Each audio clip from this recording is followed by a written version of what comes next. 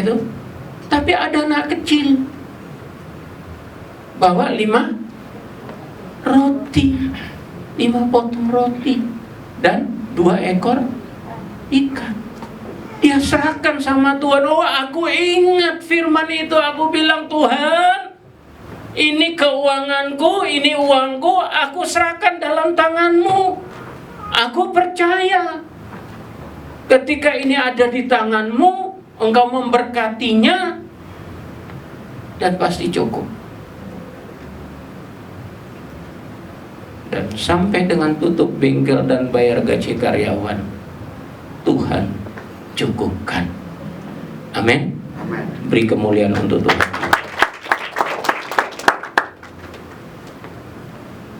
Ya. Dalam perjalanan saya membangun rumah itu, terpaksa mobilku juga tak jual. Saya jual. Dan selama pandemik hampir 3 bulan Pak Jokowi adakan pandemik PPKM, ya betul ya? Itu kan nggak boleh pelayanan.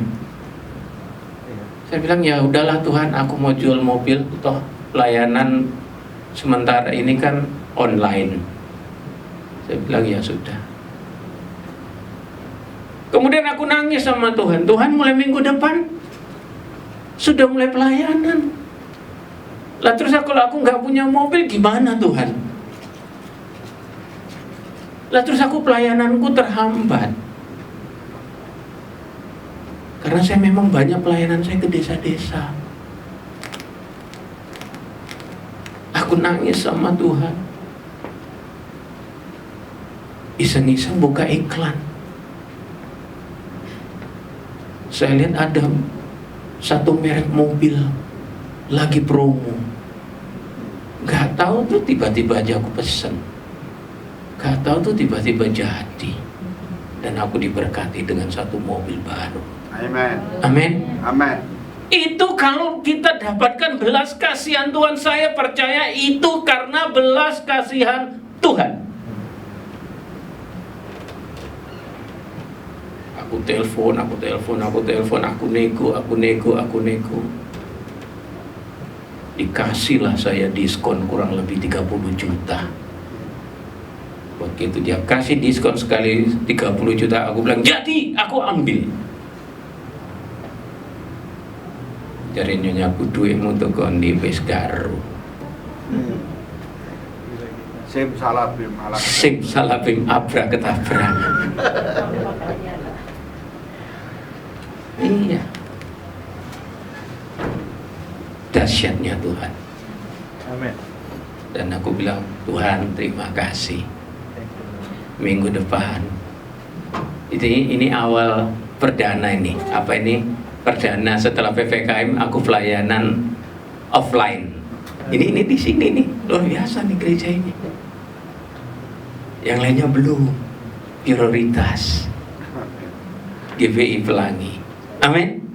Dan aku bilang sama Tuhan, Tuhan, untuk minggu depan aku udah bisa pelayanan ke desa lagi karena PPKM sudah dibuka. Haleluya. Itulah Tuhan kita. Jadi anak-anakku, adik-adikku yang masih muda-muda di sini, ya, ayo belajar sama seperti saya belajar untuk mendapatkan belas kasihan Tuhan. Amin. Mau tahu caranya mendapatkan belas kasihan Tuhan? Hari ini kita belajar. Nanti Anda bawa pulang. Saya percaya ketika belas kasihan Tuhan kita dapatkan, tidak ada yang sulit bagi Dia. Amin. Amin. Ya, mari kita buka Alkitab kita.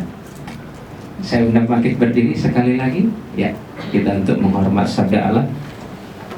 Dari Injil Markus, ya, pasal yang pertama ayat 40 sampai 42. Kita oke. Saya baca ayat yang genap, Bapak Ibu baca ayat yang ganjil. Ketika nanti tiba di ayat 42, kita baca bersama-sama. Amin. Ya. Markus pasal yang pertama ayat 40 sampai 42. Seorang yang sakit kusta datang kepada Yesus, dan sambil berlutut di hadapannya, ia memohon bantuannya. Katanya, "Kalau engkau mau, engkau dapat mentahirkan aku." Jemaat,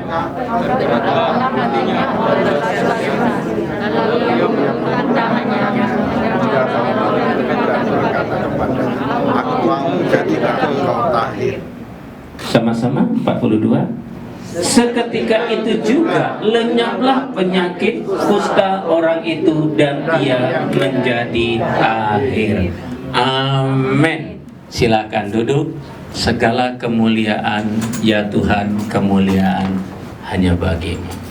Konteks firman Tuhan ini, ketika suatu hari dalam perjalanan Tuhan Yesus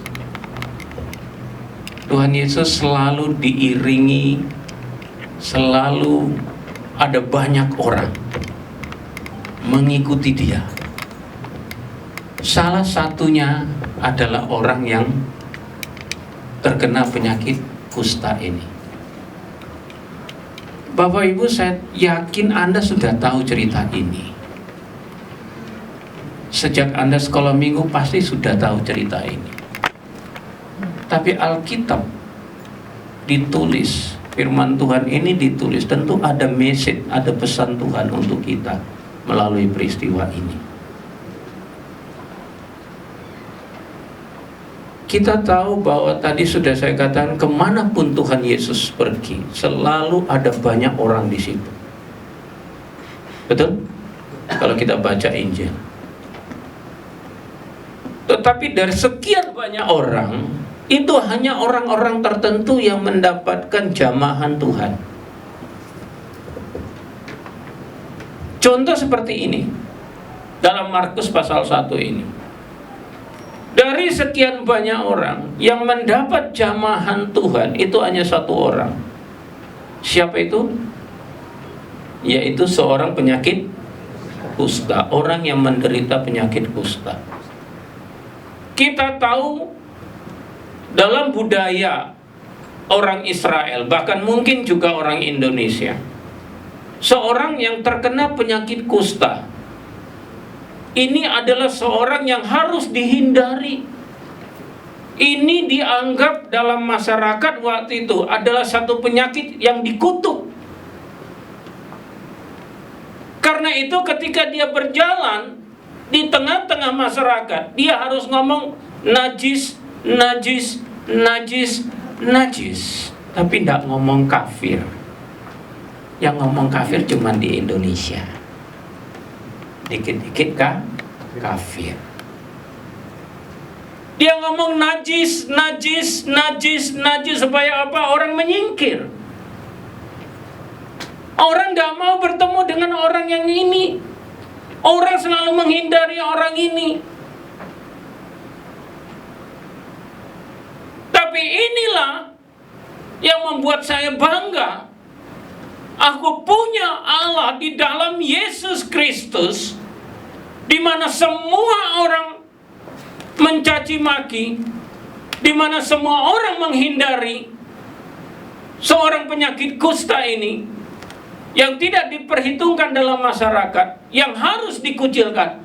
Tapi justru Allahku dalam Yesus Kristus, Dia berbelas kasihan dengan orang ini. Amin. Saya mau tanya Anda, masalahmu sekarang ini mana lebih berat dengan masalah orang terkena penyakit kusta ini? Tidak ada apa-apanya. Amin. Tidak ada apa-apanya. Orang yang seperti ini aja Tuhan Yesus tolong, apalagi seperti kita. Yang menjadi pertanyaan di ayat 41. Maka tergeraklah hatinya oleh belas kasihan, lalu mengulurkan tangannya, menjamah orang itu dan berkata, "Aku mau." Wih, saya bertanya, ada apa? Kenapa sampai Tuhan Yesus berkata seperti ini? Ada rahasia apa? Ada sesuatu apa yang terjadi? Apa yang dilakukan oleh penyakit kusta ini sampai Yesus berkata, "Aku mau"?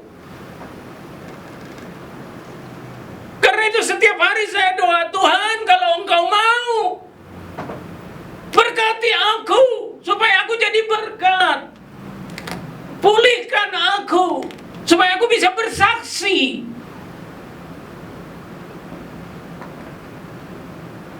Kalau Engkau mau, Tuhan, terlalu mudah bagimu. Beberapa waktu yang lalu, anak saya pernah terkena sakit demam berdarah. Dia ada di sini.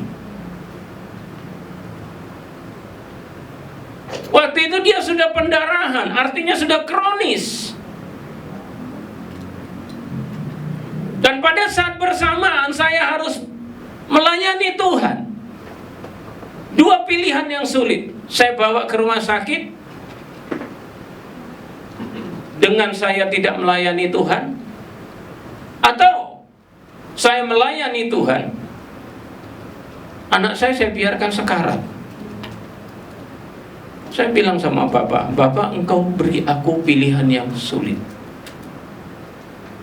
Aku masuk ke kamar, aku doa, aku ngomong sama Bapak, aku tumpahkan isi hatiku sama Bapak. Dan saya percaya Roh Kudus bicara melalui kata hati saya waktu itu, "Layani aku, anakmu urusan saya." Saya hanya angkat tangan. Saya bilang, "Bapak, Engkau yang memberi, Engkau yang mengambil. Terpujilah nama." Tidak gampang. Kalau Bapak Ibu setiap tahun dapat anak, mungkin pemikirannya nggak sesulit saya.